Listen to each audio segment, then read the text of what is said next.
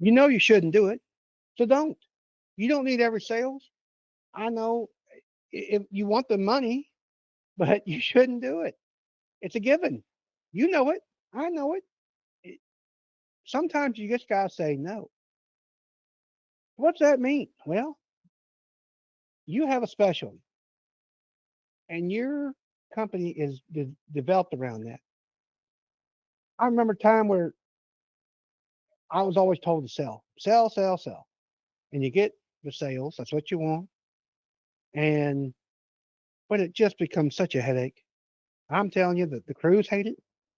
You got to set up your equipment differently. It's just a big old pain in the ass, and you know it. And everybody's down on you. What are you selling this shit for? And that's what they'll say. Exactly what they'll say. Why are you? Well, because I want the sales. Well, sales is important, but profits beats that all to hell. You need more profit. How do you get more profit? With the right type of sales. Now, you might not know what that is, so talk to your guys about it, or ladies. I'm not trying to, whoever it is that's part of your business, they know what type of sales make the most money. And if they don't know, then that's one of the first things you need to do.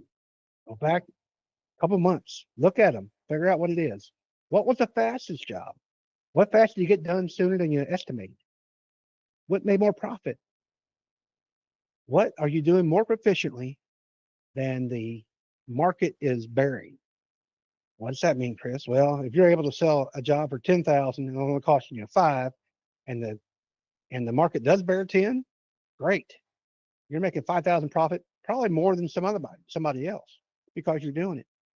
A long time ago, I became a production manager of a company and went to the sales team. I was part of the sales team actually. I said, listen, I am never going to tell you no as long as you bring in a job. It's like this, this, and this. Don't worry about me saying no because if you bring it, I'm going to find a place for it. Now, if you bring these other jobs in, I'm, we may do it, but probably not because I'm not fair to the other customers and your other salesmen to bring in the right stuff. Now, you might be the only salesperson on your team and you get those little feelings when somebody calls.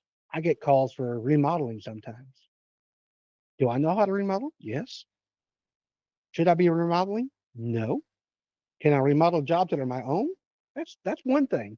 But if you're going to remodel a job for somebody else, because I talk about buying projects and stuff, yeah, that's one thing. But you're your own customer then. But if you got to do a remodeling job and your crews don't like remodeling, don't know how to remodel or whatever, can they remodel? Sure, take the same amount of tools, but different mindset. That's for damn sure. And it's not maybe not as fast. You don't know what you're getting into, but you know better. But Chris, I need the sales. Hell, go find another sale, price it appropriately, and get that job. You'll be money ahead in the long run. And I need you to define that client. What type of client do you best suited for? Missouri Barn Builders, we're designed for barns and barn dominiums. That's what we do. I don't do remodels. I've been asked to do remodels. You got to say no. And you know what it is? Or, you know, some clients call and you can just tell they're going to be a pain in the ass. Should you go with them? Probably not. Think about that. Can I get a person to pay me the same amount of money and be a whole lot nicer than this guy over here? Sure. Is that guy being cheap? A cheap guy is going to be a pain in the ass guy. A nitpicky guy, and I'm not talking about giving bad quality of service either. What you do every day, you know a good client versus a bad client. You know it, I know it. So identify that person and then tell your sales staff or tell yourself that's who you're looking for. Create a red flag list.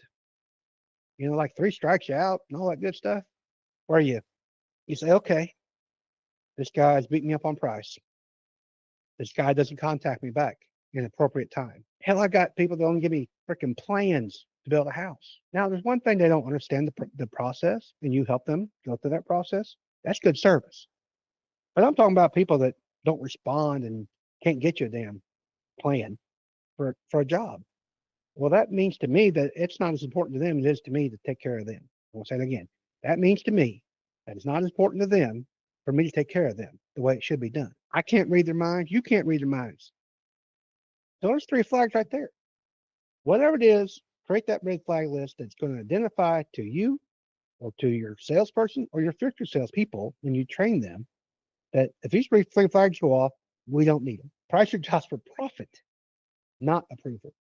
What's that mean? Well, just because you want the job, and it could be a lot of different reasons, you still got to make it profitable. Now, there's some strategies in there we get talking about, right? But that's a whole different subject. We're talking about you have to be profitable. If you're not profitable, you're not making money, you're not growing your business, you're not taking care of people, and you're not covering your overhead. Price it accordingly. If you really want a job, then sit down and talk to your guys about how you can do that job more efficiently to bring down the price so your costs aren't as high. But don't just be pricing something because you want it and think it's all going to work out for you. Trust your gut. I got a big one. So my gut is probably oversized and I have lots of feelings in there. I'm not saying you're big as I am, but I want your gut talking to you. Maybe it's not your gut. Maybe it's your brain. Your brain and your gut are actually tied together. We can get on that subject too. But the point being is, you have that feeling, that sixth sense, whatever it is, you're feeling that I shouldn't do this job. And it could be ultimate kinds of reasons, all kinds of them. Don't have the right equipment, don't have the right team. Hell, it might be you. I really don't want it, but I'm needing the sales. Don't let it trap you because you think you don't have any money now. Wait till you start doing it. And that money's going to cost you a whole lot more than you're going to have less money than you when you started out. Think about that. And I do like this one. I got all kinds of stories about it. Now, respect your schedule. Now, I'm not saying you can't move things around and work people in and all that good stuff. Take care of your people. Take care of your clients. What I'm saying is shoving something in place that definitely don't need to be there. It's not fair to the people that are taken care of. It's not fair to your good clients. We're talking about making a list of clients that are ideal. Well, it's not fair to those other clients. If you're trying to take on somebody else that you shouldn't be taking on, cramming them in and messing up their schedules too. So respect that. This is your company, it's your flow. If you don't like it, find ways to change it and improve it, but don't do it for the wrong customer. Do it for the right reasons. When you say no, you're getting respect too. That person should understand that no means no. I apologize. What I do talk to you apologize to that client, but what I do recommend as far as good service goes, help them find somebody that can take care of them better than you can. If they're a good person to begin with, they're just not the right client for you. They'll respect you and know what you stand for and the type of client you need. That way, when they come across somebody, they're going to turn them over to you. That means a lot in my mind. But by saying no, also you create space for the big clients, more profits, long-term growth, and a team that believes in what they're doing and that you're just not trying to exploit. Exploit's probably a bad word, but you're not trying to squeeze things in that they don't need to be doing, that they know what they're doing. They have a specialty. You are a specialty company designed to produce X. That's what you need to do. So think about that. Next time you get a call in, what am I going to do when I get a bad call?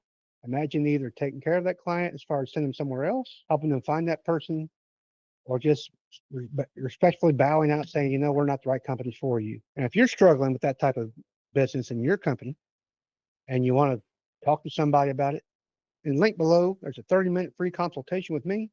We'll be happy to talk about how you can pick out the right customers, ideally. And also, if you want to help and talk to other contractors like yourself, then go to our Facebook page, and it's a group, Hard Hat and CEO. Our Facebook group gives you daily information, inspiration, and links to other guys. You all have a wonderful day, and we'll see you next